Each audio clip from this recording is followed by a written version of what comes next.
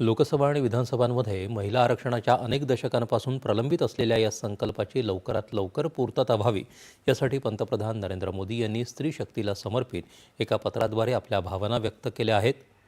संविधानानं आपल्याला दिलेल्या समानता आणि सर्वसमावेशकतेच्या सर्वोच्च भावनेनुसार येत्या 16 तारखेपासून संसदेत नारी शक्ती वंदन अधिनियमावर चर्चा होणार आहे. संसदेच्या या विशेष अधिवेशनात ही घटना दुरुस्ती मंजूर व्हावी यासाठी देशभरातील लाखो माता भगिनींचा पंतप्रधानांनी पाठिंबा मागितला आहे. देशातील महिलांचा कायदेमंडळात सहभाग सुनिश्चित करणारी ही घटना दुरुस्ती संपूर्ण सभागृह एकमतानं मंजूर करेल असा विश्वास त्यांनी व्यक्त केला. या सहभागामुळे महिलांना विकसित भारताच्या उभारणीत आणि देशाच्या धोरणांना आकार देण्यात अधिक प्रभावीपणे योगदान देण्याची संधी मिळणार आहे असं ते म्हणाले. जर 2029च्या लोकसभा आणि विधानसभा निवडणुका महिला आरक्षणासह घेतल्या गेल्या तर आपली लोकशाही अधिक बळकट आणि सामर्थ्यशाली होईल.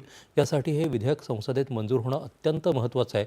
या संदर्भात होणारा कोणताही विलंब दुर्दैवी आणि देशाच्या स्त्री शक्तीवर अन्यायकारक ठरेल असं पंतप्रधानांनी या पत्रात नमूद केलं आहे.